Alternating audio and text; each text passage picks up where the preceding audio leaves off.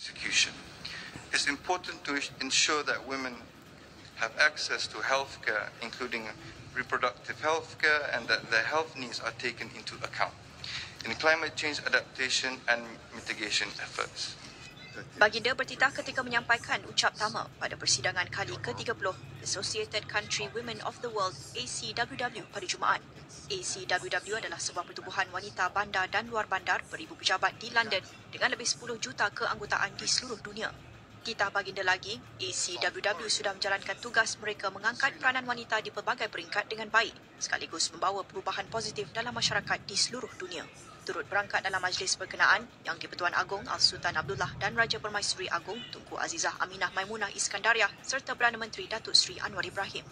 Persidangan 8 hari itu bertujuan membina rangkaian dan memupuk kerjasama yang lebih erat dalam kalangan wanita selain berkongsi pengetahuan melalui sesi perjumpaan dan lawatan.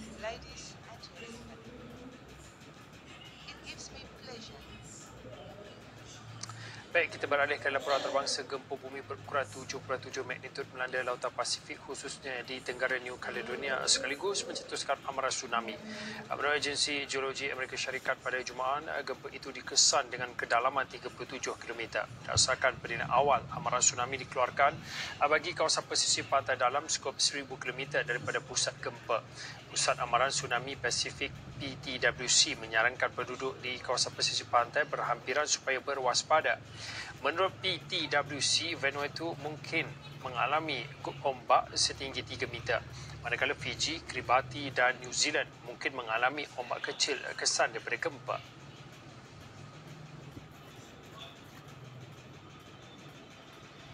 Sidang Kepuncak Negara Kumpulan 7 atau G7 membuka tirai di Hiroshima, Jepun pada Jumaat. Sidang dimulakan dengan upacara memperingati mangsa bom atom Hiroshima pada 1945.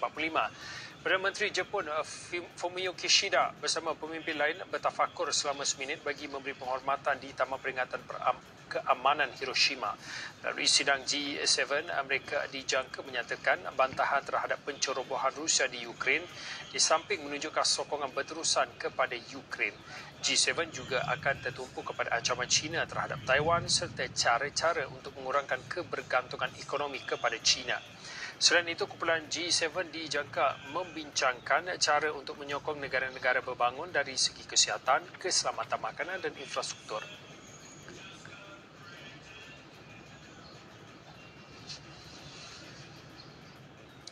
Presiden China Xi Jinping mengumumkan rancangan besar buat pembangunan Asia Tengah daripada membina infrastruktur kepada meningkatkan perdagangan. Ini sekaligus menonjolkan peranan baru China sebagai pemimpin di rantau itu yang secara tradisinya berada di bawah pengaruh Rusia. Ketika berucap dalam sidang kemuncak China dan Asia Tengah, Jinping berkata, China bersedia untuk menyeraskan strategi pembangunan bersama Kazakhstan, Kyrgyzstan, Tajikistan, Turkmenistan dan Uzbekistan.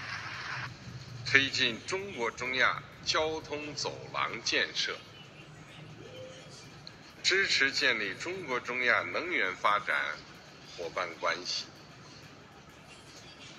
支持高新技术合作，保障地区粮食安全，共同打造深度互补、高度共赢的合作新格局。 Kata Jinping, bagi membantu kerjasama dan pembangunan Asia Tengah, China akan menyalurkan sokongan berbentuk dana dan geran bernilai $3.8 bilion. Sokongan ini sekaligus meletakkan China ke hadapan dalam persaingan untuk merebut pengaruh politik dan aset tenaga di rantau bekas Soviet itu yang kaya dengan sumber. Langkah itu juga dilihat strategik kerana dilakukan ketika Rusia tertumpu kepada peperangan di Ukraine, manakala peranan Amerika Syarikat di rantau itu juga semakin mengecil selepas pengunduran tenteranya dari Afghanistan.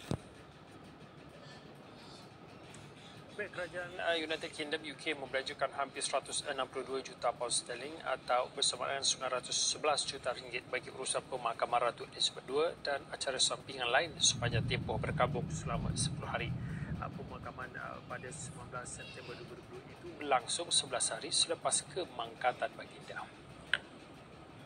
Semasa tempoh berkabung nasional itu, ratusan ribu orang melawat Westminster Abbey, tempat jasad baginda ditempatkan. Menurut laporan portal BBC News, daripada jumlah itu, 2 kementerian iaitu Kementerian Dalam Negeri serta Kementerian Kebudayaan, Media dan Sukan menanggung kos yang tinggi Kos yang ditanggung kedua-dua kementerian itu masing-masing ialah sebanyak 74 juta pound sterling atau bersamaan 416 juta ringgit dan 321 juta ringgit. Kesemua kos yang ditanggung Jabatan Kerajaan berkaitan dengan pemakaman Mendiang Elizabeth serta acara lain sebelumnya. Menurut Ketua Setiausaha Kementerian Kewangan John Glenn, keutamaan kerajaan pada masa itu adalah untuk memastikan acara berkenaan berjalan lancar dan dengan penuh penghormatan selain memastikan keselamatan orang awam terjaga pada sepanjang masa. Dalam kenyataan Menteri secara bertulis yang disampaikan kepada Parlimen, Glenn berkata perbendaharaan UK turut menyediakan pembiayaan tambahan pada saat-saat diperlukan selain menjelaskan sepenuhnya perbelanjaan yang dikeluarkan terlebih dahulu oleh Kerajaan Scotland, Wales dan Ireland Utara. Pendedahan kos turut mencetuskan persoalan sama ada Britain mampu menanggungnya dalam keadaan ekonomi sekarang yang menyaksikan inflasi tertinggi. Baik, sekian Buletin Awal ini, saya Fauzian Sauman.